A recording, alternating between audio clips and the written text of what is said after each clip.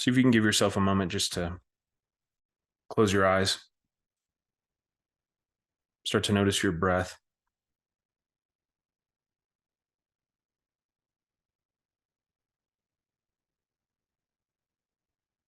See if you can notice the myriad of sensations that are constantly appearing and dissolving.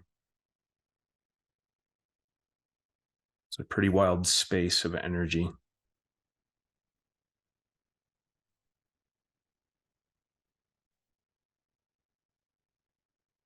If you're not able to pick up on any sensation, especially in this emotional center of the body, follow your breath. Follow the sensation of the breath moving from the nose into the lungs. Feel your diaphragm expanding and contracting. And just see if you can allow yourself to breathe all the way behind the navel. And just feel your body doing what it does. And full engagement with those sensations is presence.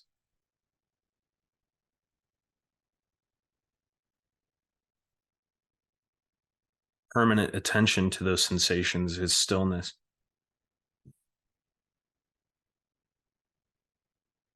Truth is, we have always been engaged in that space, regardless of what the mind is telling us.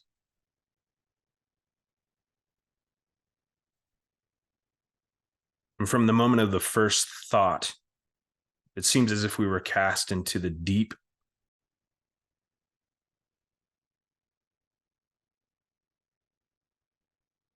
into the night, like a ship at sea. And as those thoughts began to increase, it's as if we began to raise the sail and simultaneously lower the anchor, convincing us that we can somehow move against what is current, this dynamic transition of whatever this reality is. And there have been many storms. The anchor being aversion and the sail being desire. Somehow in resistance and avoidance or hesitation to this current, what is current. And then thoughts increase and the storms increase. And sometimes the sail is risen and the anchor is lowered simultaneously. Other times we trade one for the other and then flip that upside down and then just keep going back and forth in an oscillation of effort against this as it is. There's been a lot of conversation this week about anger, struggle, frustration, and reaching a tipping point or a boiling point. And for all intents and purposes, we can just say this is the climax. The storm is here. So the only questions that really start to arise is, what will you do? What won't you do? Will you raise the anchor? Will you lower the sail and let the current take you to where it has always been taking you? Home. That space in between thoughts and beliefs. And the constructs therein that create some sense of reality, some sense of duality, and some sense of identity. At which point will you become still enough to allow that just to collapse on its own? Because it is being held up through effort. It is being held up through reaction. It is being held up through your suffering. Your suffering is the amplification of suffering. That's it. And to become still, to become fully engaged, nothing like it. Can't even be explained in words. But I'm sure as a lot of you know who have met with me one-on-one, you ask me how I am, and the answer is just always well, because there's no other perception. It's just this. This is perfect. So you can consider any teacher, guide, or pointer, Angelo, Adyashanti, Rupert, Eckhart, so on and so forth, the lighthouse. And the whole time, all we're saying is all you have to do is raise that anchor and lower that sail. That's all you have to do. And so at this point is where we enter into the realm of doubt. Doubt is just simply the reluctance to engage with what is being justified by thought. So as you notice those thoughts of doubt get a little closer, and you'll feel the reluctance. You'll feel it. And if we aren't reactive to what is being felt any longer, and we just rest with that, can we pinpoint it any more? Can we find where it seems to originate from? There's something to it. It's just a reluctance. Because the thoughts are saying, that's not it. But how do you know? There's only one way to know. And that's to lift that anchor, lower that sail, and potentially drift for just a little bit. And then somehow you'll start to see that there's some kind of intelligence, consciousness, something unbound and unborn right there, right at the crux of it all. Give yourself the opportunity more and more and more to come home.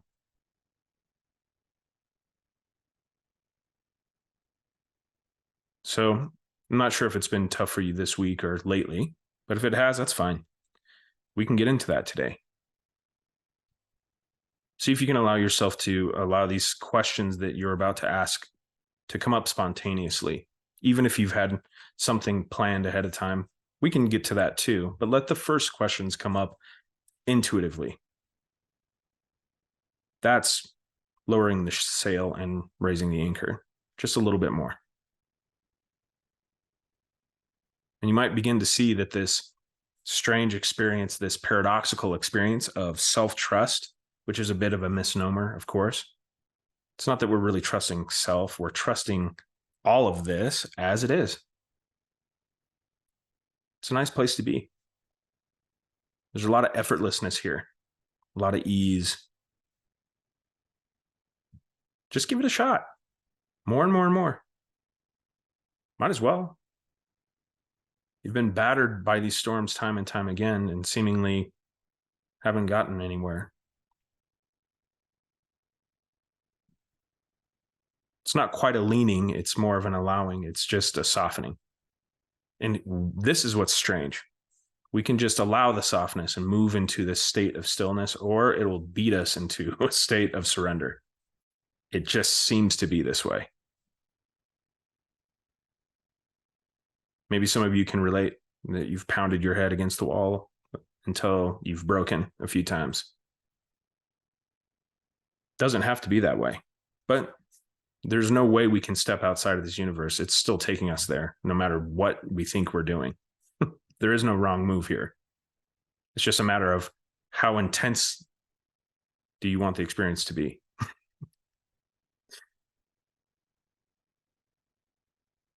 Thank you all for being here. I'm so grateful to be able to just share these with you. And just, there's such a energetic sensation by being in this space with you. So thank you for being so participatory and just being present with me.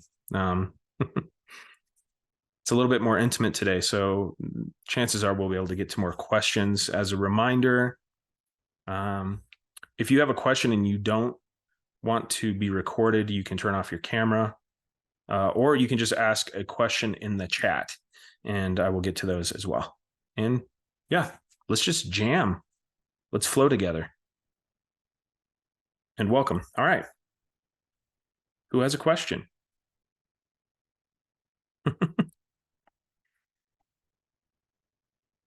Or we can also sit here and just look at each other, which I am so down with. Some sessions I have, it's that for an hour, just Just chilling. All right. It looks like Paul, you have a question. Good day, Josh. Hey. I did have, hey, I did have a planned question, so I'll follow your advice and go with something from that practice. Going into the current Hmm. and very the energy here was very heavy. The body just got heavier and heavier, Hmm. and it was like, I mean, to use a word, it was like drowning. Hmm. And I'd come here, with a life, and then you're throwing me into an ocean. So it was a little disconcerting. And just to give over to that, to the practice, the drowning actually became a surrender. And it was actually preferred Hmm. to drown, to sink rather than to swim. Beautiful.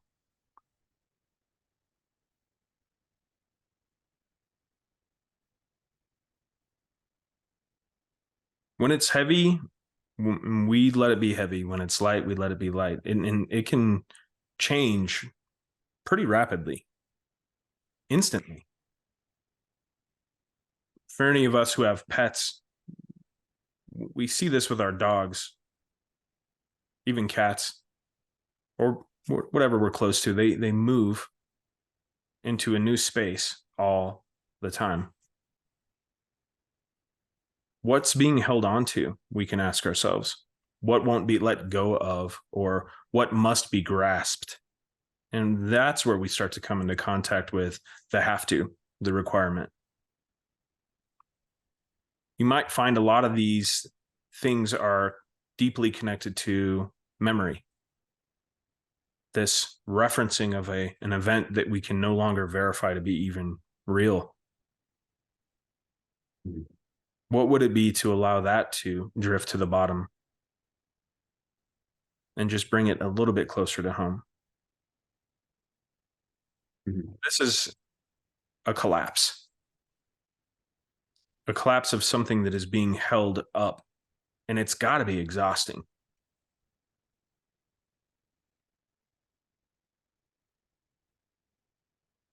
For sure. My go-to was the future. Mm, yeah. Here's a good one for you, my friend. What's the difference between the sense of a memory and the sense of what might be coming in the future? We can just maybe rest with that for a little bit. Is there actually a difference at all? Or is it just a reflection of more of the same? Mhm. Nice to see you, my friend. Yeah, good to see you. All right, Adrian, Hey Josh, hey everybody, what's what's happening? going on? So yeah, just sort of reflecting on reluctance as you brought that up at the open. And so what's happening here is a lot of being still with sensation, being in the sensational field. But something came up this morning just around like the practical, like being with my son, like playing with my son. I recognize that there's reluctance to be fully engaged in play Hmm. because there's like a so at the experiential level the body feels really tired. There's a lot of fatigue, almost like it's rotting, like the body, there's just this sensation of things breaking, Hmm. and so there was like this desire to just sit and do nothing, like lay on a couch and Mm-hmm. just veg out. But there's the beliefs around, that's bad parenting, you should be engaged. So there's some tension there around, and maybe even fear around fully letting go, and the beliefs around what it means to be a good dad, or being engaged and playing. And so just a lot of that stuff came up today, and wanted to hear Hmm. a bit from you, just reflecting on parenting at the practical level as Yeah. it relates to this process. Hmm. Man, so much substance here, and no substance at all, of course. This quote from Adyashanti is so it's just succinct. He says, "There is no external world This is an inside game. And what he's really pointing to is this, it shows up as dilemma all the time in this content area that we call life. Do I do the thing that I'm compelled to do? Do I not do the thing? But if I don't do this thing, and I think you probably already identified that there's thought, a lot of thought associated with that. Really, though, it's continuously engaging with the part in here that's going, nope. And really, there's a part in there that's saying no to both. No to this and no to this. No to resting because that makes me a terrible dad, right? And no to engaging because I'm exhausted. It's just the no itself. To recognize it as such, that is the reluctance. It's the reluctance itself. Because it actually doesn't matter either direction what is done. The only thing that's causing the sense of suffering is that reluctance to both of those scenarios. And that can show up in parenting. You know, on a very practical note, boundaries can be really useful when it comes to parenting and how we engage. But also pay attention, because it's common for a lot of parents to finally get a moment of rest in their lives and then have an opportunity to engage and connect. And the intensity of the sensations that begin to arise through presence feels untenable just by spending time with their kids. And they're just like, nope. And then what starts to happen is a pattern develops where we don't engage with our kids. We don't show up. So there's a benefit to boundaries, of course, where it's not always about this sense of self-sacrifice. And what you might find is self-sacrifice is still a selfish-oriented behavior. Where is the harmony? And it's kind of one of those things that you might notice this, you know, with working out. If you haven't worked out for a long time physically, and the very first time you get in the gym, it's a slog. It can be intense. But as we continue, there seems to be this energy and this inertia underneath it that just kind of carries us. It's like that with parenting too. It's just a willingness to engage. It really starts there, that simply. And intuition will tell you when rest is needed, but it won't show up in the method of thought reluctance. And you will actually get to a place where there won't be a dilemma any longer. Play when it's time to play, rest when it's time to rest, and no evaluation needed. Do you need to evaluate and assess yourself at all? It's pointing to something. It's predicating itself on a belief that there's something lacking or something inherently wrong with you, intrinsically built in wrong. And I'm just encouraging everyone here to flip that upside down. Doesn't exist. It's imposed. But it's also the basis of all suffering. That sense of lacking. So I know that answer is not very clear there. Maybe it was time to rest, but there will be just a knowing that doesn't have any reason why when it is completely engaged with. And that's the thing. So you'll play when it's time to play, and you won't when it's time to rest.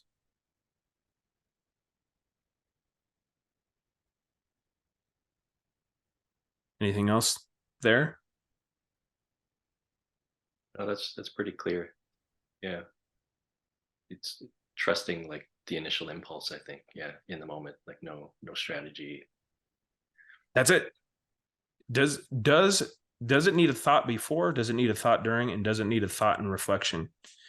And look, the thoughts are going to come up. That's this to be 100% fair. They're going to arise. Yet there will be a point when we are just so engaged in stillness, just with what is, that it's as if we can watch them from a distance, and we don't engage in the same way, because they want you to react. The content of a thought wants you to get stuck. But what you'll notice is that thought is actually attempting to distract you from something more visceral. Strange.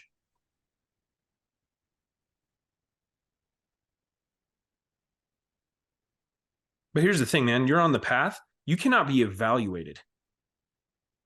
It has nothing to do with this outer world. You can't be evaluated by what you do, what you don't do, how you engage, your relationships, nothing.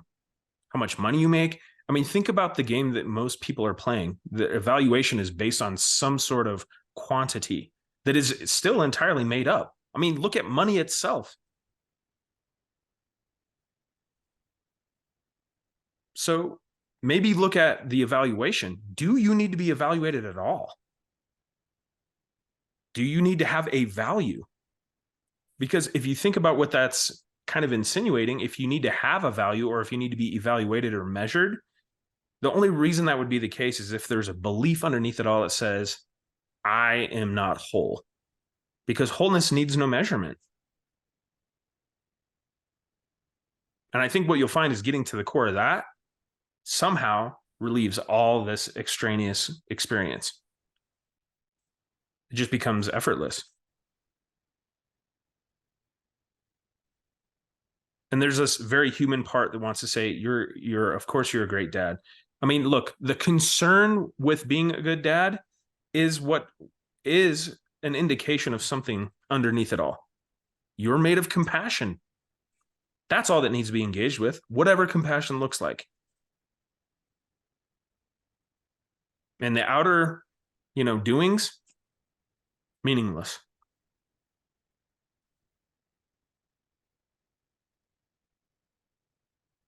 Maybe there's something there. Thank you. So nice to see you, man. Yeah, for sure. Cool shirt. Thanks. All right. Let's see. I don't see any other hands, but I do see something in the chat. It says, you mentioned that effort is holding this back. I feel like the thing I struggle with the most is to stop trying so hard. So much effort in the process, fixating on the awakening event as this life raft to make the process easier. Yes. So, desire is simply an expression of pain. Any type of intense effort is really predicating on something that's a little closer to home. And what that will look like is it will look like a belief in this isn't whole, or something is wrong here, or there's something better over there, or this should be different, or it shouldn't be this way. So there's a lot of subtleties here. What you might find by engaging with, just truly starting with sensations. And look, I know sensations are often pointed to here. So to kind of give a wider breadth of what that might look like is it's about transition. This universe is just infinite transition. It's just moving, changing all the time. It is never fixed. And so the sensational space is such a gentle introduction to that transitionary space. Once we penetrate through the belief of what this emotion is or what this sensation means, or even where it's located, we start to see something extremely dynamic. It's moving, changing, qualities that we can't quite put our finger on, if maybe but for a millisecond. To be in that space as often as possible, we just become familiar with this in a more authentic way. But it's not just about sensations. It's just the tool that we have closest to home all the time. That's all. And sometimes people can get a slight fixation in that area. But what they find is there's still thought under the surface that they're just not perceiving. Oh, it always shows up right here behind the navel. Oh, it's always right here. Or it moves, but it always moves up. Anytime we encounter anything that feels like a sense of consistency, there's definitely going to be thought there. Because without thought, this is impossible to put our finger on. So just like when Lisa first joined in, she's like, what's going on? I don't know what's going on. Nobody knows what's going on. That's all made up. That's a construct. Nobody knows what's going on, no matter how convinced they are or how much they want to convince you. So going back to the question, see if you can allow yourself to take a break from the motion towards something when it comes to effort and striving and desire and this outward pursuit, even inward. See if you can allow yourself not to lean in one direction or the other, because you will find that duality, this construct that's overlaying whatever reality truly is, has a either do it or don't do it thing. Just like in the question that Adrian asked, It has a, do I do this or do I do this? A reluctance against one or the other, though. Maybe sit with both. Can you widen attention to both? And then you might start to find that there's a very thin line, a razor's edge, right seemingly at the center of it all. Please take breaks, because it's between the lines. That's where all the magic is. Back in college, I had a great acting teacher, and he would say acting is in between the lines. And it was like, oh yeah, that's it. Awakening is in between the lines. It's not the bold experiences, it's the nuance. The bold experience is just where the focus goes, the attention being kind of bottled up. Open the bottle. You are the genie. It may be nebulous and amorphous for a while, and I know that part of this feels like I have to be able to assess where I am on the path. Well, this is the benefit of having somebody who points for you. Because one thing I will say is, after meeting Angelo, there were a few times where I'm like, I'm losing my mind. I would send him a text, I think I'm losing my mind. And his instant reply, just like Angelo, is, no, you're okay. Just keep going. And it was so good, because it was just that much to say, oh, okay. That's it. So instead of being like steadfast on evaluating yourself and assessing yourself, even a trusted friend, anyone that has a sense of awareness, just to point and say, I think looks like you're doing good. The majority of what's done in one-on-one sessions, by the way, is just me reminding people, you're right exactly where you should be.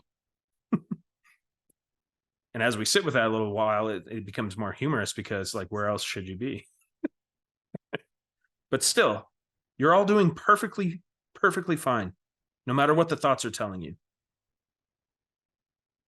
There is no awakening event. Sometimes with people that are very ambitious, and you'll see that ambition is always pointing toward lacking. But sometimes with people that are very ambitious, I hold up a card that says there's no such thing as awakening. This is it. This is as good as it gets. And that can lead to a sense of very intense discomfort. Sit there. That's all it is. It's the one place you don't want to look. You're protecting it with your pain.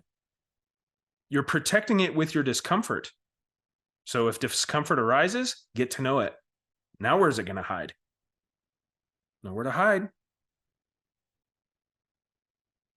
Something like that.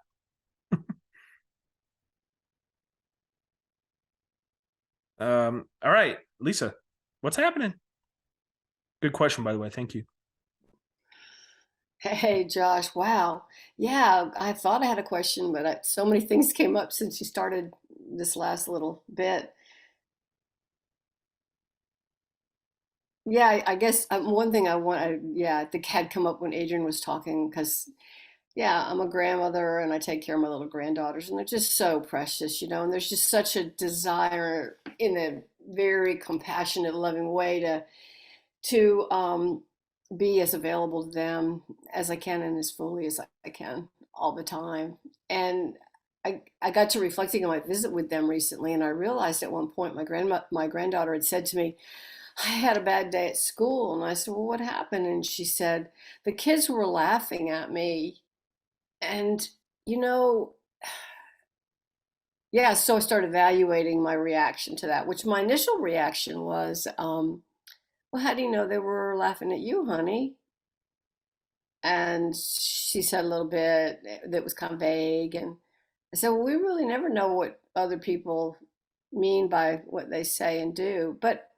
And then we kind of moved on to something else. But the thing is, that's probably it. As I reflected on it later, I thought I just needed to create space for her at that moment.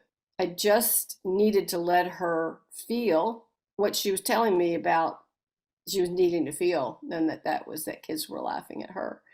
And so here I am, then I was evaluating myself, and I was like, okay, wait a second, I don't know what's going on with any of it, right?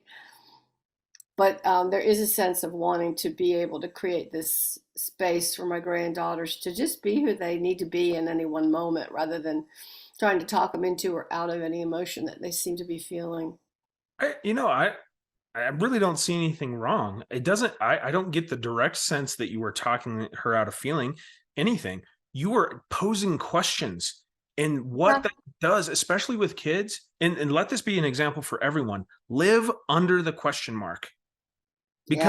Because if we are asking questions perpetually, we remain in curiosity, and that is the death of certainty. And the death of certainty is this. And so you are inviting her to not solidify, and maybe this was just intuitively, but you were inviting her not to solidify the thoughts about what that means by just asking. It gives her an opportunity to express. And especially for you know, a lot of women and young girls in our society, something seems to happen as a pattern where there is a muting of expression. No voice for you. It seems to show up a lot. And then the women who do have a voice, they feel like they have to come out with a force just to have a voice. So what you're doing by asking questions is giving her a venue to be able to express in a free way. And you can even get into, what does that feel like? What is the sensation? I just simply don't see a problem. I don't see it unless you picked up on something internally, which was, this is uncomfortable for me, I need to fix it. But it's outwardly, there was no mistake made. But if there was an inward piece, that's just where you stay. If this was predicated upon, I need to get away from this uncomfortable feeling, that's a different thing. But still, the outward action doesn't seem damaging at all. Well, I think that there was a little bit of wanting to get away from a feeling, but I don't know that it was in me. It was in a memory of just a week before when she was crying about something. Her mom walked in the room and saw her, and she just said, "Nip it, stop it. You nip that in the bud," like that. And I was like, oh, it just hurt. You know, my body, I didn't say anything, you know, you're real careful with your daughter-in-law. Anyway, so that's hung with me as well, that sense of wanting to be available so that she can be whoever she needs to be in the moment. And I would agree with you that that was a kind of an intuitive reaction to just ask her a question. And that second guessing business goes back to this sense of discomfort too. I think in me, in having observed that scene that I just described of her mother telling her to nip it in the bud. And I just kind of powered through that moment. And about 30 minutes later, I left and I got in my car and I was a wreck. My body from here down was physically in distress. And of course, at that moment, I just took a couple of really deep breaths and asked myself, hey, now, can I just be in a body that's seemingly confused right now, that's having a hard time? And just hung out with it. Look at those thoughts that are even evaluating that experience to get closer, because it's saying that this is distress, but what the hell does that even mean? Exactly. I mean, it's really a sensation that has no meaning. And when we would get to a place where we're no longer averse toward a sensation or desiring another sensation, that's right at the razor's edge. One more thing too, this is just food for thought for you. And this is intuitively picking up on something that seems nuanced or subtle. Your creation of a safe place does not have to come in opposition to actions of her mother. No, I don't want it to be like that. That would be not good. Yeah. I'm just saying, though, if there's a tinge of, well, she's not getting it there, so I'll provide it here, there's still more of an invitation there for you. Yes. Because that nip in the bud, that's coming from a place where someone is hurting. That's pain spilling over. I see you in pain and I can't handle it. Bam, stop crying. Yeah. Yes, exactly. It's very apparent that that's exactly what it is. And so your invitation all the time is that make it wide. right. See the pain in everybody in the room. Oh, and I did. Yeah. But there's always this heart of deep compassion for a little child that, that kind of supersedes, but it doesn't need to. I hear what you're saying. I really appreciate that. I just got one more quickie and then I'll get off the line. Everybody be patient with me because I just love talking to Josh. And the whole idea of trust, I have, like you were talking earlier, like just to trust whatever this is. And there's so much of that in me. And there's a more recent noticing that there's a little bit of lack of trust just in myself in general. And of course, it's not an unusual thing to hear, that you can only trust somebody else as much as you can trust yourself, or you can only trust this process as much as you can. So there's this real interesting internal process going on of just trying to kind of go back through any memory banks of ways in which I didn't, I may not have had the best reaction to a situation that was occurring. So in the realm of answering to what my true body or mind needed at that moment. In other words, kind of usurping yourself to whatever the situation is, not trusting the answer that's coming up in you and going for whatever, I don't know, seems like the right thing at the moment or whatever. So I've been kind of digging back through and trying to find that stuff. And I'm not able to find a whole lot. I'm just wondering, how does that hit you? And I'm not one to dig through memories, to try to relive stuff or anything, but there feels like there's something in this not completely trusting myself that I really, maybe it'll just come up when it needs to. I don't need to make any effort. This is the mind's attempt to strategize by going through memories and creating a strategy ahead of time. This would be just, and it's not a terrible place to be, but it's transitionary also, where the self wants to make a better self. No memory is going to help you. The only teacher is life itself. It needs to be real time. There is no reflection necessary. There's no strategy necessary. So you can occupy yourself with that, but if you pay enough attention, you'll notice there's more sensation there. There's more something there. And it's going to, the lack of trust is still just simply reluctance. It's a reluctance for engagement. That's it. It's a holding back. It's an aversion to something. And that reference itself, eventually we get to the aversion doesn't seem to be there, but there's still a reference of something else. And then we get to a place of nothing else, just this. Nice. So the memories are attempting to cast your perception of time, which is a big something else. Just bring it closer to home. Even in the moment where you feel like you want to go through memory, there's something happening right here, right now that you can be engaged with. And what you'll find is life is the best teacher in real time. There is no more reflection necessary. And it feels like it's sudden, and it feels like there's a lot of momentum, and it's like pow, pow, pow, immediacy, intimacy, just like that. And you were just taken, because without the orientation of a past event, what is it now? Right. It's just another reference. So just be aware of that. It's not that you're doing anything wrong. It's just another distraction mechanism.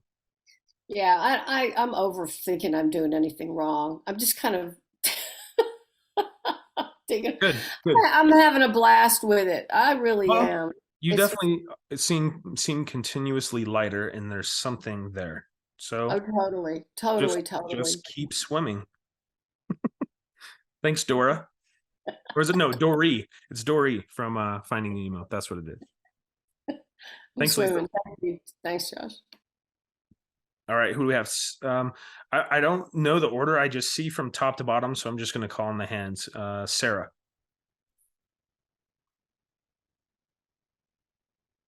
Hello. Hi. Hi. I feel quite discombobulated. It's interesting because you said that you'd messaged Angelo and said you were losing your mind, and I feel I'm losing everything except my mind. It's always there. But it's like everything else feels like it's slipping away. I don't have a sort of sense of myself or my life much anymore. I have much more of a sense of impermanence, but there are always thoughts. Which is my mind, I guess. Often I don't really. Yeah, I notice how alien they are, but they're there, and it's uncomfortable.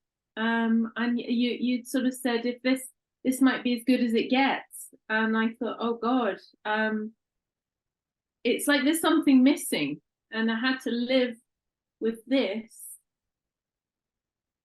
forevermore without being able to find this thing that's missing. So the past year I've done a lot of kind of searching, and now I'm kind of getting annoyed with it, and I can't be bothered with satsangs and things. So I'm here.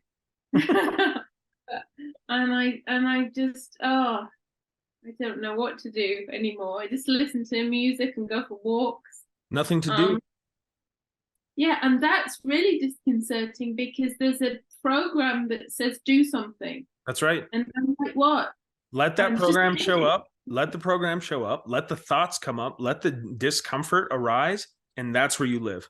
You go so deep into the discomfort that you don't know what it is anymore. Because without the thought, it can't be discomfort. It's just sensation. Yeah. This is where we Angelo would refer to it as shadow work, but it's tricky to call it such because a lot of people have a sense that there's an end to shadow work, but there is no end to the shadow. The shadow is built into this reality. But what it's showing you is a sense of lacking is what's remaining. That this isn't it. There's got to be something more. The doubt itself is pointing to a sense of shame. This isn't whole. This isn't good enough. Now, if it wasn't this that wasn't good enough, what is it really pointing to? That's all this is now. Take that finger that's pointing out here, and eventually it loses momentum and it goes like this. Oh, damn. There's a piece of you that is still holding on to this isn't enough. There's got to be something more. This isn't good enough. That is, we would just call that shame, a sense of lacking, a very fundamental place of identity. So you must explore the sensations that you don't like, and only those sensations as often as possible. And it will begin to reveal more thought and construct of belief that might not be readily apparent right now. And in doing so, the death of a belief is the birth of an insight. Death of a belief, birth of an insight. Okay. So the belief might be saying, well, there's got to be something more, but I can't see it. There is nothing more. Or it might be saying, I'm tired of all this. That's also okay. It's okay to take breaks. Satsang, working with a teacher or a pointer, going on YouTube, reading books, all that stuff, it's still seeking behavior. Ultimately, the seeking will reach a state of stillness. There is no better pointer than life itself. What will you do? What won't you do? What will you be? What won't you be? Find the no, because it's screaming at you. And in that, anything that says no, we readily accept aspects of things that we like. The things that we don't like is a rejection. We cannot reject anything. That's an imposed separation. What can we possibly impose a separation with? That is exactly where identity lives. And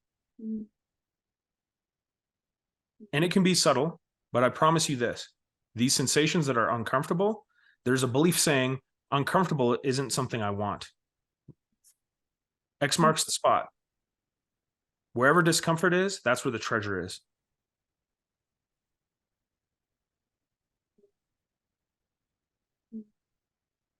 And while you're sitting in discomfort, keep that awareness wide, that attention wide, and notice the thoughts that are coming up around the discomfort. And you'll start to see where you're being compelled to do something about it, because that's just a distraction mechanism. Do something. Got to do something. Oh, I got to do something about this. Do I? This is the hot iron that you put in your mouth. You can neither spit out nor swallow. You rest with it. Spitting it out is doing, swallowing is doing. Now you're resting entirely in it. This is Buddha at the base of the Bodhi tree, right after moving away from asceticism. And Mara comes and lights him on fire. Temptation, desire, aversion, desire. And he rests with it. No external reaction, no internal reaction, no leaning, no spitting out, no swallowing the hot iron. And just sitting so thoroughly in that experience that he erupts into nirvana. It's a very powerful metaphor for this.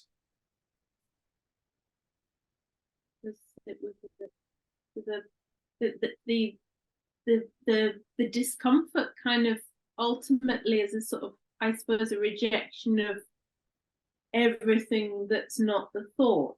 So it's like, this isn't good enough. And then the do something is, I need to change it, I need to improve it, I need to make it fit for me. I need to You need to, yeah, this isn't good enough the way it is what you're saying. doesn't feel good enough, it doesn't feel right, it doesn't. Right. And you'll start to see this is predicated on just thoughts that are constructing themselves into beliefs, and the final resting place of all identity is within shame. Okay. It's the ultimate initial sense of no. Not that, because that is where the reference is being made. The identity only knows what it is because it knows what it is not. This is why in self-inquiry we ask, who am I? Because sometimes spontaneously people, the identity will just get lost. And that leads to essentially vacuum of thought and just pure presence. Because if we were to take the identity and put it alone in time and space, it would have no answer for who am I? Because it needs something else to reference that I am not this, I'm not this, I'm not this. That's how I know who I am. Ultimately, though, it's saying this. I know I'm real because I feel pain. That's imposed. This is where you get to discover that there is no such thing as suffering. That's imposed. There is no origin of suffering. There is no cessation of suffering.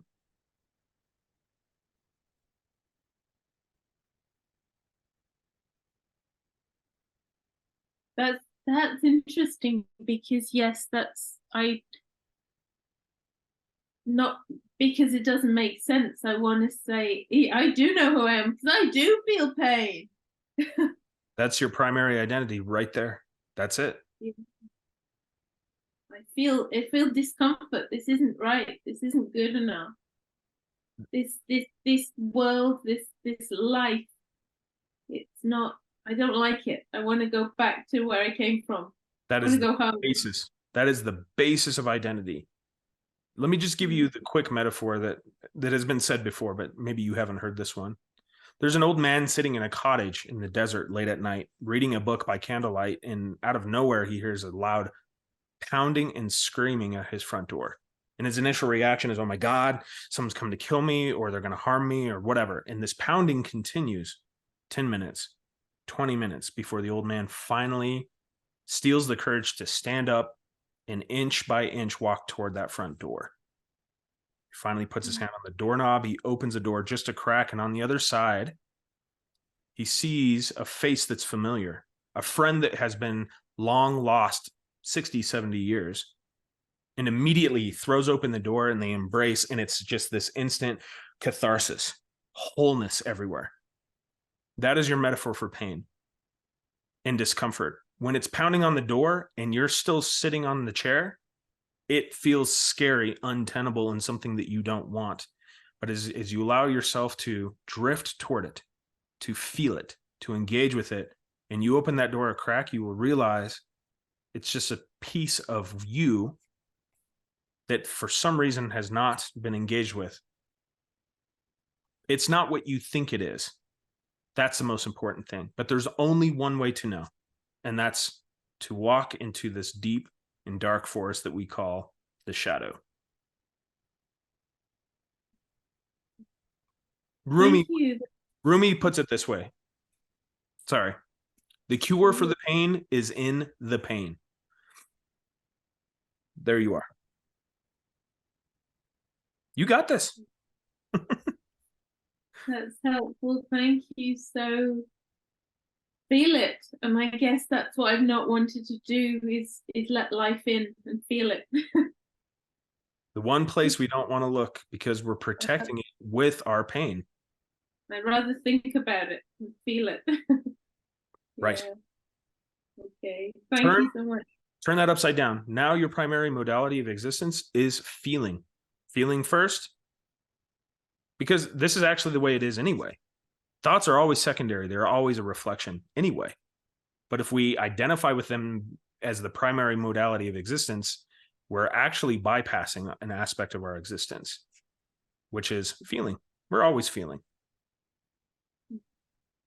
See what happens. Thank you. Yeah. Thank you. All right. Lubaina? I don't even know if I said that correctly. Sorry. You did. You did. Hi. Hi. I feel like you kind of answered my question with Sarah. I'm just gonna say what was there anyway. Okay. This was a really rough week. A lot of anger, a lot of frustration. And at one point it was like, I don't even know why I'm angry anymore. It's just there, you know? What started this week off though was like, sorry, but I'm outside. You might hear helicopters. What started this week off was this experience I had, which like kind of getting tired of thinking about it. This boundarylessness, and it felt like it lasted for a while, and then I hit this really deep contraction of shame, and everything just started to feel okay, I don't want to swear. I don't know how to say it without swearing. It just started to feel like crap. since then, for the whole week, it just started to feel like that, and it just showed up in interactions, in interpersonal stuff, and so on and so forth. But what I'm really getting to, and is that's why I was like really relating to what you were talking about with Sarah, is since that experience or whatever, I have this sense like if I lie down and close my eyes and just be still for a minute, I'm going to disappear. And it's really freaking me out. And it's just freaking me out so bad that I am continuously and very aware that I'm distracting myself, which is the only way I know how to cope. But I'm also getting really exhausted. So, yeah. Okay. First thing to point just to. where I'm at. See if you can, if exhaustion seems to be what's showing up presently, spend time with exhaustion. Same kind of thing. Feel it, embody it, become it, watch the thoughts that are surrounding it, and you may begin to see that it's exhausting because something is being imposed to be managed. You're attempting to manage something that cannot be managed. That will always lead to exhaustion. Yeah, it feels like I'm wrestling. Secondly, you're coming right at this is the crux. This is what we could call the oscillation, the desire and aversion, right? So you come into this like deep open space, and it's like, I want this, and then you move into something that feels like shame or shadow or contraction, and you go, I don't want this. That point right there is going to reveal everything. The I don't want this. Also, the thoughts that surround contraction. There's a connotation. There's a belief to contraction, that contraction is something we don't want. And we all agree on it. That's a belief. Could a contraction feel pleasurable? Does a contraction have to have specific qualities of undesirableness? Is an orgasm a contraction? Break it apart so that you can get down to the very, very instantaneous aspects of the experience beyond the assumption. Because what you'll find is contraction is an interpretation and an assumption of something else. And what that's doing is that's keeping you removed from something. There's a buffer there. Go beyond the buffer. Another thing I will point to, just to as a nice reminder for you, when we start paying more attention, it seems often for a lot of people like things are getting rough. God, just all the time, all the stuff, it's just too much. It's just because you're paying more attention now. We could say it gets darkest before dawn kind of thing. If you need to take a break, that's okay. Just allow yourself to return.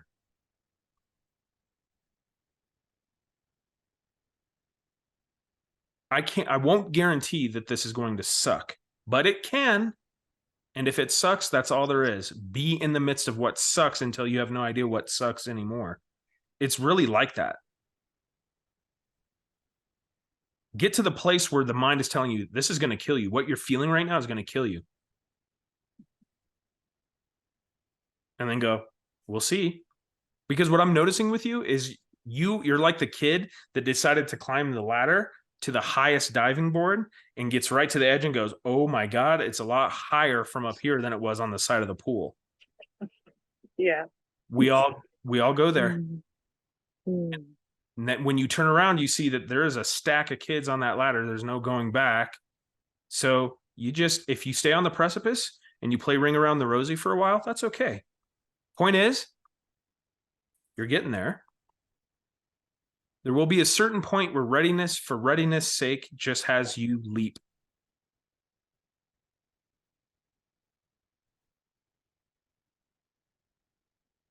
Don't get caught up in the how or what to do about it, because there's nothing to do. You just must remain. That is the essence of the stillness. You know, for that little kid at the top of that diving board, hey, what do I do to jump? Just jump.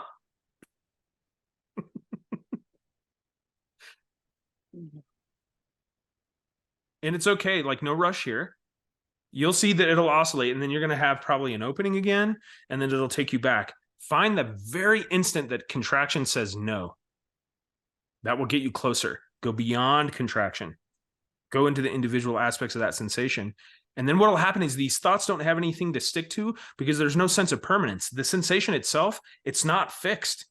It's indecipherable. As you continue to explore, you might find there's nothing there. Closer and closer and closer to the center, whatever that seems to be. But you're doing great. This is it. This is the good stuff. Just keep swimming. Yeah.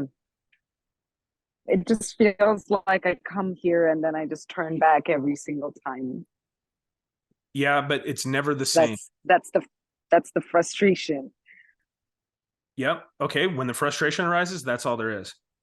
It's just predicating itself on creating a sense of reaction so that you live in a meta state of interpretation and assumption.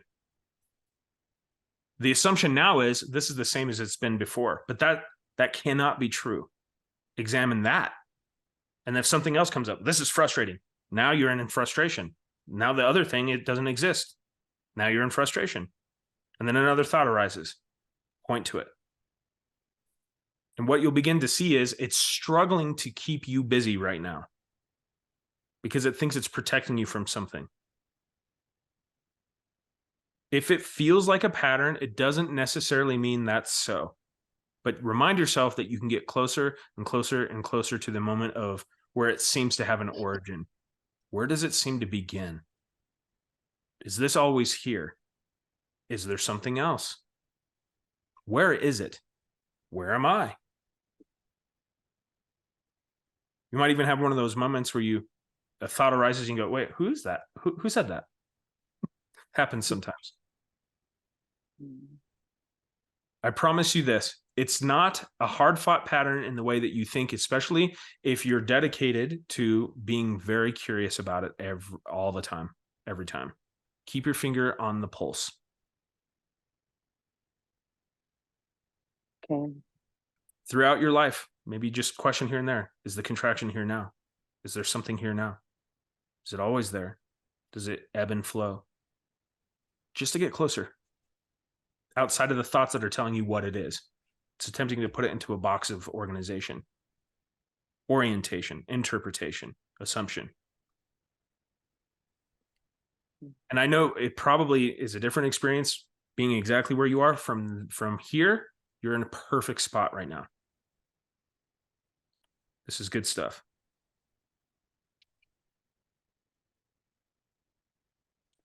Okay. Thank you. Yeah. Nice to see you. Nice to see you.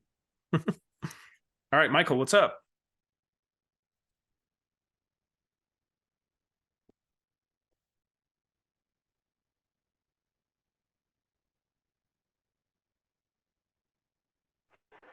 There we go. Can you hear me? Yeah. Great. Hey, Josh. Nice to talk to you. I'm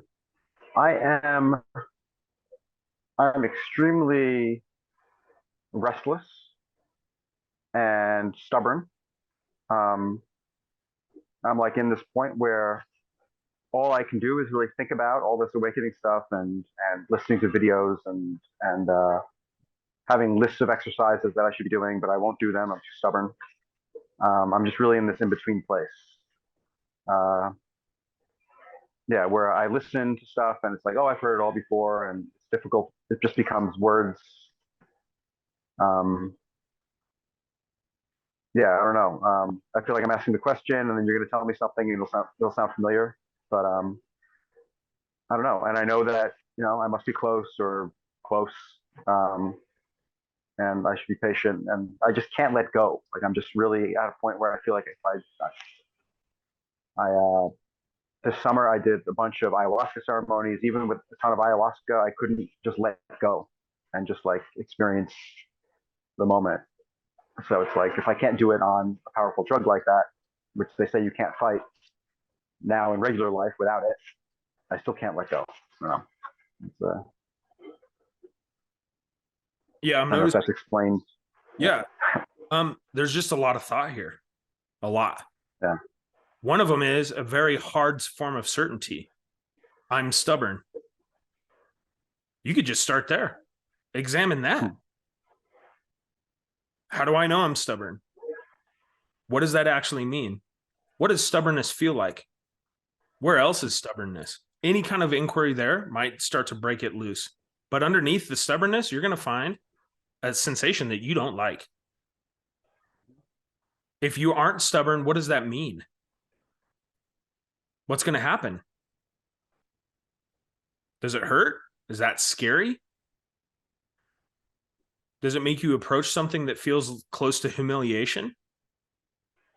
What's the difference between the feeling of vulnerability and humiliation? These kinds of things right here, that will help. Because if it's predicating on the fact that you are certain that you're stubborn, you're not entertaining it as an assumption. And the best thing to say about that is our greatest assumptions are masked by certainty. There is no certainty, but your thoughts are telling you that you're very certain about this. This is doubt in its most extreme format. I'm terminally unique. This won't work for me. I'm just too stubborn for this. That's just a thought, though. So to let go, all you have to do is just entertain what's showing up. And letting go can be a little bit of a, sometimes that word, just the connotation of the word for how it's being interpreted isn't useful. Just let it be. Let yourself settle all the way into what it feels like to be stubborn, and something might start to reveal itself. But if you have a sense that I have to move beyond stubbornness, or I have to entertain it as this is creating another event, this is a what next scenario, likely you'll be in that tight loop. But here's what you will find. Away from these beliefs, away from these like really hard and kind of like solidified thoughts, you will see that there's a lot of disorientation there, and that is probably going to trigger some reaction in the identity space. The willingness to step into something unknown outside of any kind of pattern. And if there's a pattern of thought when it comes to this venue, and you know that there's certain actions you can do that you're just not allowing yourself to do, that you already have some answers there. Meditating or whatever these particular practices could be. What would it be like, just even asking the question, what would it be like if I engaged with this 100%? Here's the one thing I can say for sure. If you give yourself a 28-day period where you did everything you could diligently to engage with sensation, something will break loose. But it doesn't mean you're going to like it.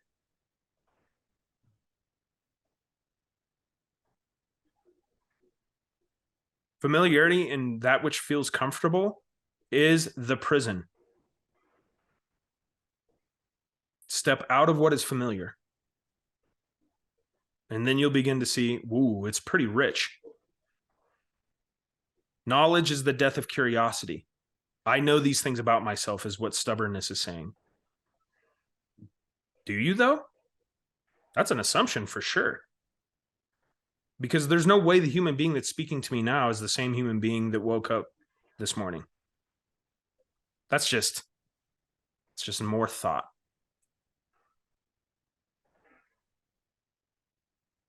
And sometimes we have to pound our head against a solid surface for a while until we break. That can happen too. I just want to let you know it doesn't have to be that way. That's all. But there's really nothing you can do to step outside of this. That's for sure. No matter how intriguing or compelling those thoughts are. So just start by looking at these beliefs. I'm stubborn. Because that is pointing to eventually, this isn't working for me. It's pointing to something must be wrong with me. Something must be wrong with me. I must be different. This somehow doesn't apply. It will show up in a sense of terminal uniqueness, which is a protection mechanism. So what does vulnerability feel like, and how is that being paralleled with humiliation? Because that's what I'm detecting intuitively right here, right now.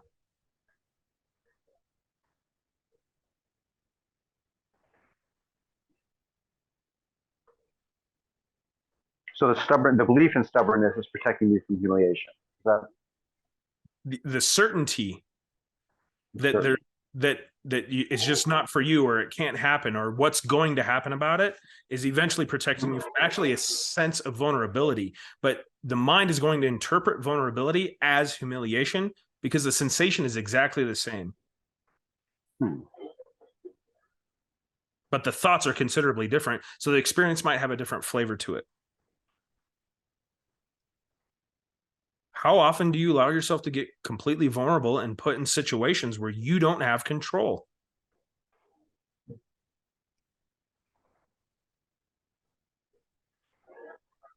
Take an improv class. That'll break you loose.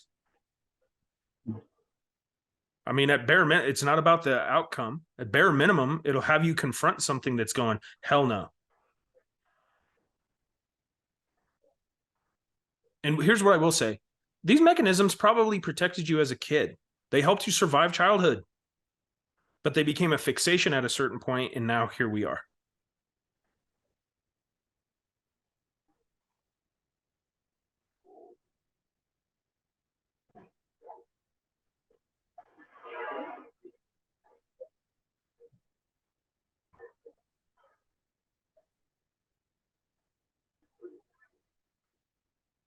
That's helpful. Yeah.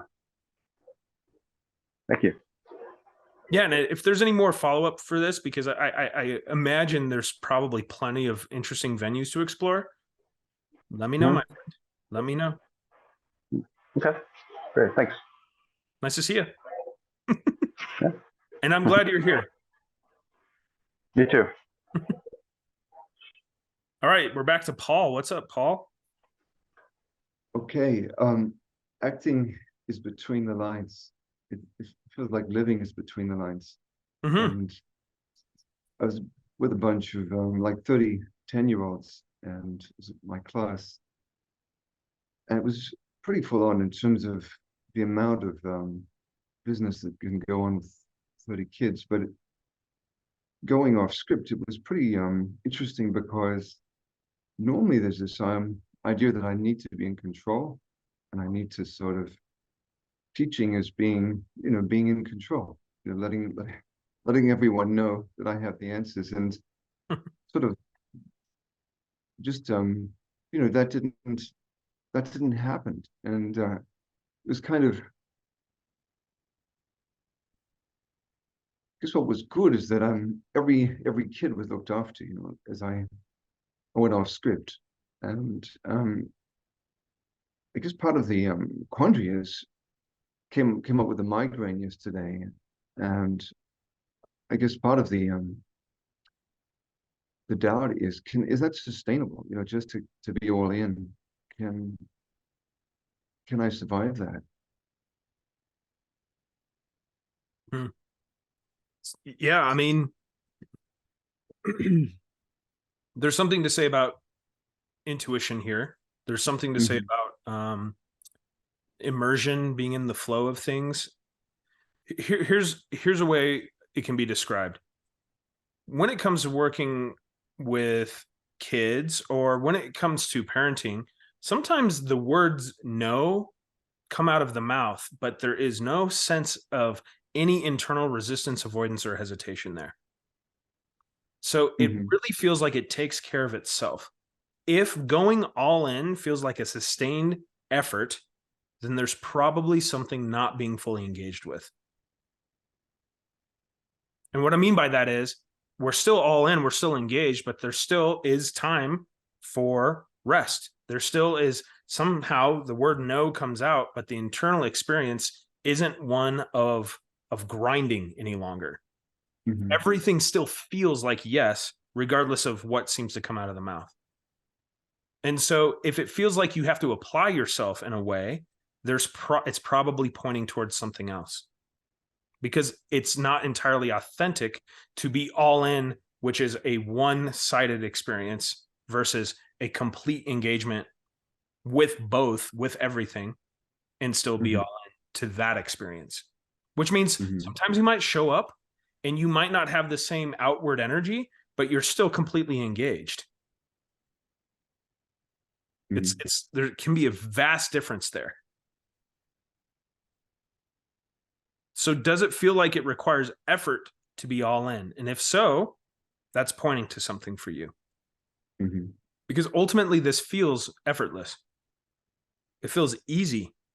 And it doesn't feel like any choices are being made. But I do love that approach with teaching, by the way. It reminds me of the Lao Tzu says something along the lines of, when the student is ready, the teacher appears. When the student is truly ready, the teacher disappears. Yeah, that's cool. Ooh, that's huge.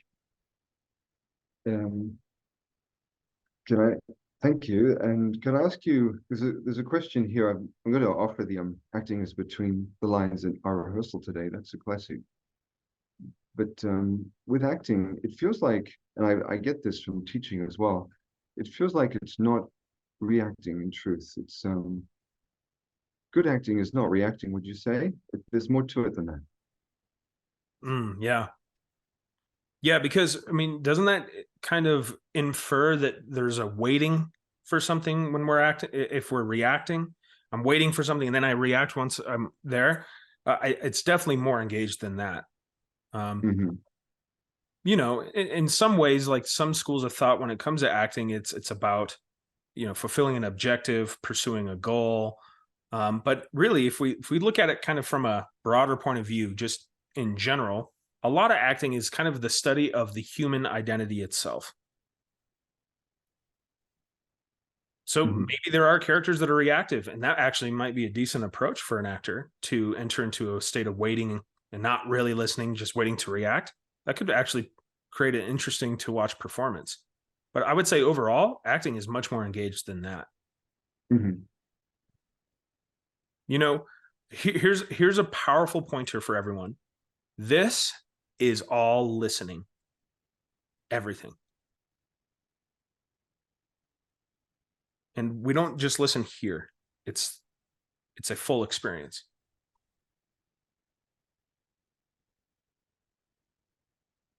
And if we listen, suddenly it just starts guiding us.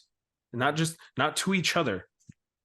Osho would say something along the lines of Adyashanti, there is no one else. Listening so closely that we lose that sense of needing to manage and be in control and strategize every experience.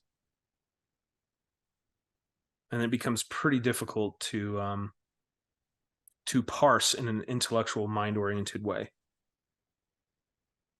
But the signature is always recognizable, even though it's never the same.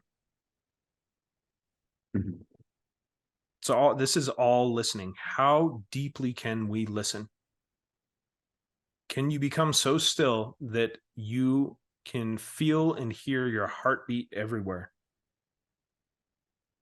that kind of thing, that exploration of how still we can become.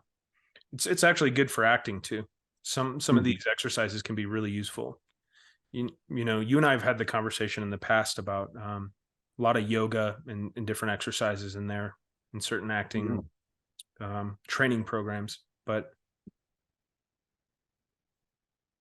I don't know if it was Pat Metheny or somebody, he was talking about getting so still and becoming so aware and listening so profoundly that the music began to play itself through his body.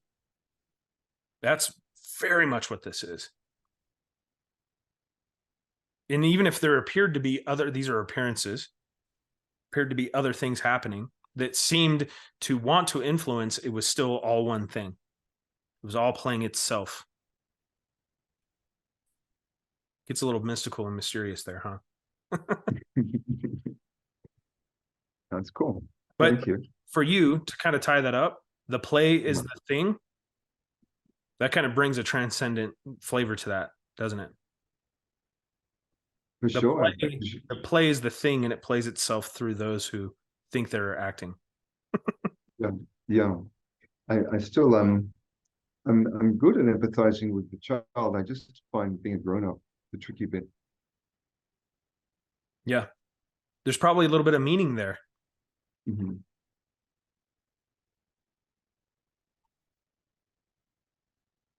Mm-hmm. Good stuff. Okay. Thanks. All right, Jade. Nice to see you, Paul.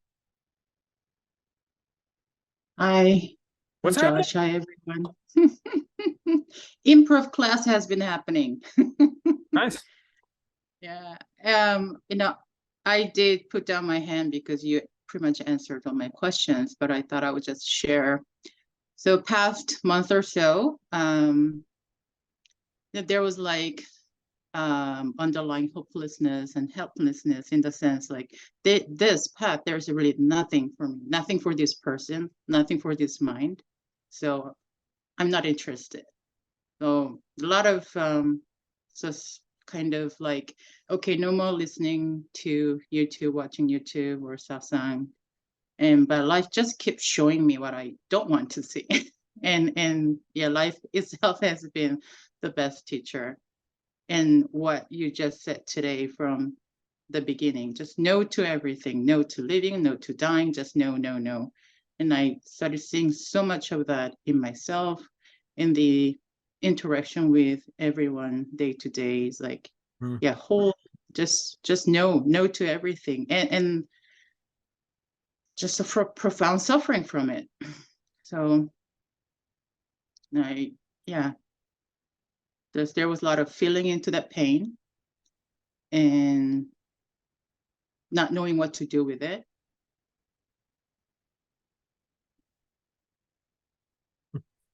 But I just leaning into that, you know, there's really no running, because however we say no to this, just life takes you to the place that you don't want to go.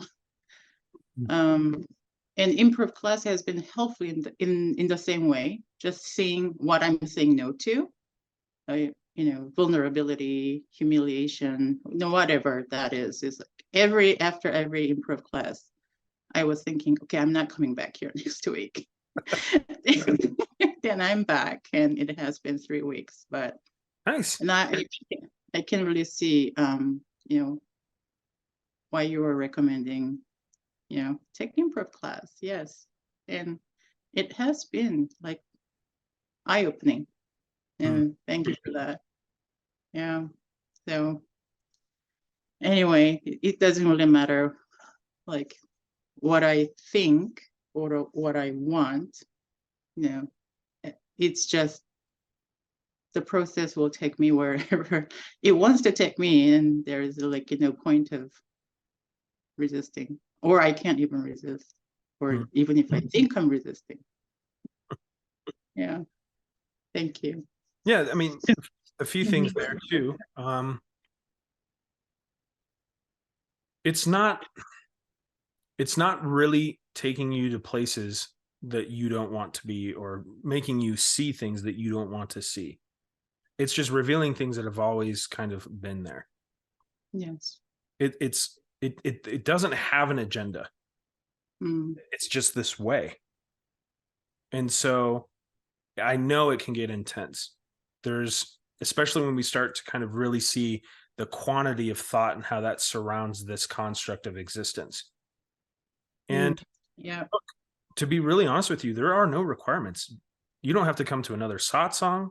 You don't have to ever read another book, watch a YouTube video, et cetera, et cetera. It's not required. Life is the best teacher. Mm. The momentum's already the ball is already rolling, so to speak. Yeah, exactly. And, ask yourself, when that thought arises at the end of improv, does it even need to arise? Does it even need to be entertained? Can it show up without being entertained at all? I'm not coming back next week. Mm. Notice it, laugh at it, haha, and then pick up on sensation, because there's definitely a buzzing there that's gone, no thanks. Yeah. But there are still some sticky thoughts, and they're just thoughts coming and going, and okay, it's just thoughts. I notice more of a sticky thoughts around evaluation still. Like, it's kind of funny, like personal life evaluation doesn't really seem to matter that much. There's much more easiness, like, yeah.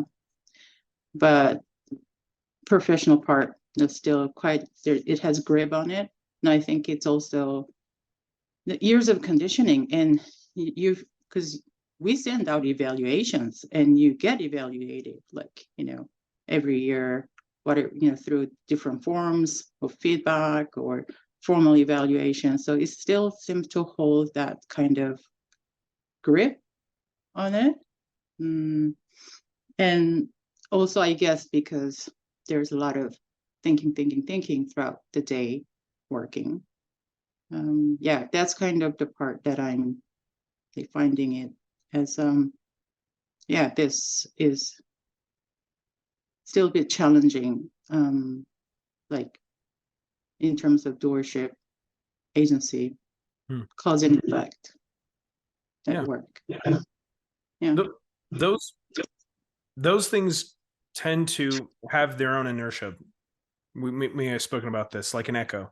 And if we just allow it to play itself out without engaging in a state of resistance to it, or reaction, at least a state of reaction, we watch it. It just tends to play itself out. It loses momentum.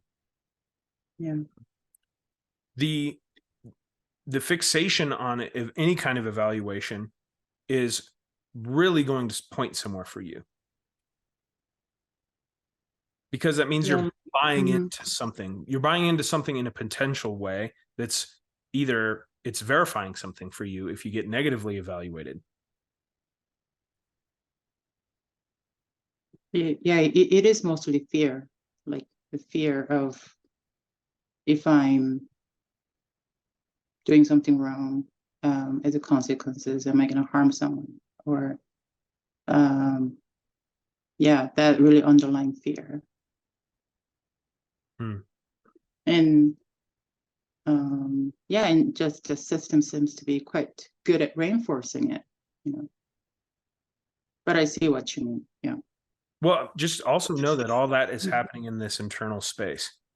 That externally, it has no substance, but it's more about, are you entertaining the possibility of getting a negative evaluation?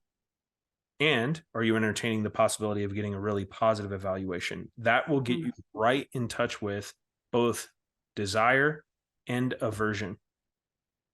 And those are the two places that pull us into an oscillation away from presence. That's the construct of duality. That's the anchor on the ship and the sail. What would it be to have neither of those? What would it be to have neither of those as a requirement? That's what the firsthand experience is all about. You can find out for yourself. Because the external evaluation is still going to happen, but does it have to mean anything? That's the thing. Yeah. Point on. So true. I mean, you're made of compassion. I don't imagine, I mean, is this maybe like I don't trust myself by saying I could potentially hurt someone?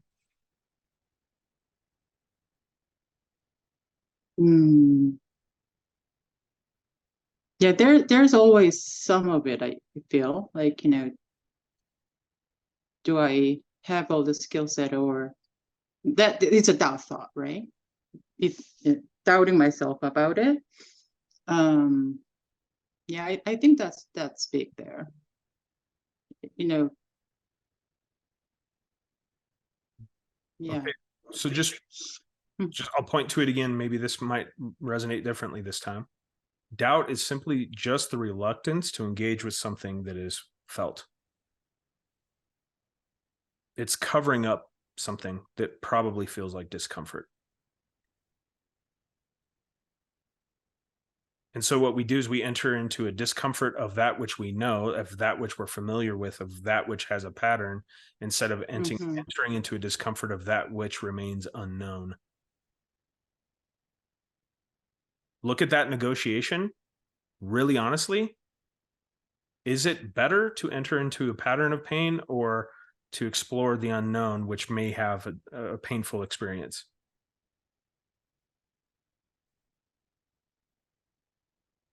But it also may not. But that's where, fear really seems to lie for people. There's the fear of the known, which is a projected experience. This is going to happen. And then there's the fear of the unknown, no clue. There's a lot more freedom in I don't know. That's for sure. Yeah. But also there's a sense like, just in the work world, as a professional, you feel like I have to know the answer. That's that kind of pull, I'm not enough if I don't have the answer.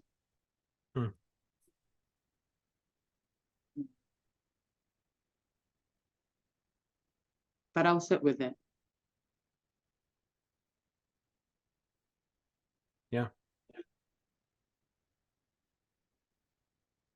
See Thank what comes you. up. Yeah, nice to see you. Good seeing you. All right, let's see. There's somebody typed something. It looks like more about parenting and responsibilities. What would you say to someone who thinks or has a belief that becoming a parent is hampering one's awakening process?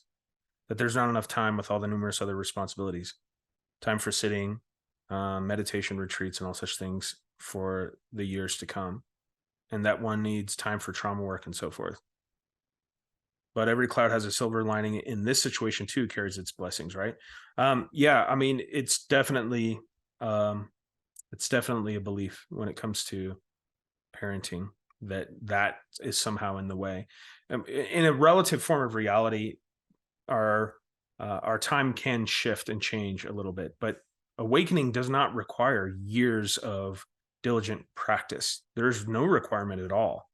Even though sometimes that's seemingly what it takes, let this character be an example of how spontaneous it can be.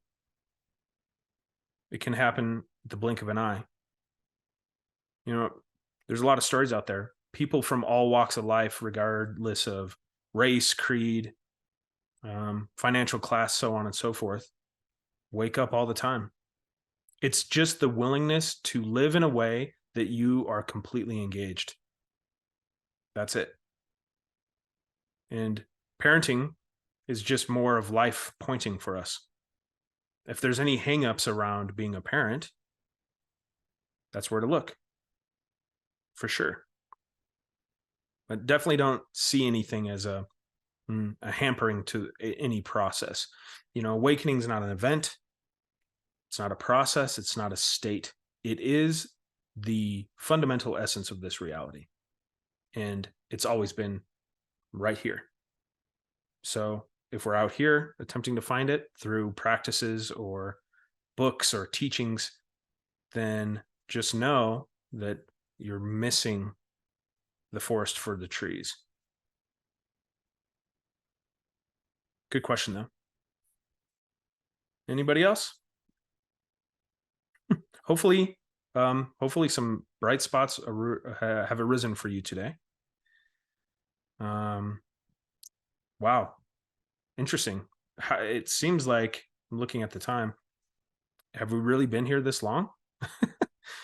Wow, really flew by. If anybody would like to kind of follow up with anything that's been spoken about today, I know these answers don't really necessarily encompass everything in the experience, or maybe don't cover everything that you were intending to have answered. Just go to the website and you can schedule a session there, and we can talk more in depth. But I really genuinely appreciate everyone being here today. Thank you for sharing this weekend with me, your Saturday, wherever you are in the world. Maybe give yourself an opportunity to go outside and convene with nature a little bit, because it's definitely a beautiful day. Appreciate you all so much. And yeah, I'll talk to you next time. Oh, next weekend, just a quick announcement. We are doing Ouroboros, which is a 4-person facilitation. It's a satsang like this, except you will get answers from 4 different people: Angelo, Eshwar, Alma, and myself. I'll probably take a little bit more of a backseat for that, just so you can get some more experience. A bunch of that money is going toward the supposed nonprofit. It is in the midst of being formed. And yeah, thank you for your support with that too. It looks like it's going to be a pretty full session. But if you'd like more information, you can contact me as well, and I'll send you a link. But it's so nice to see you. So you yeah. 4 people are all going to be speaking at the same time for the same question. That's how it works. And we just pick it in on all different kinds of channels. Yeah, we won't take turns. We're all going to simultaneously speak. And whatever you pick out of that is the message for you. Oh, yeah. Thanks, There might be an element to, there's definitely going to be an element of fun and maybe a few surprises there too.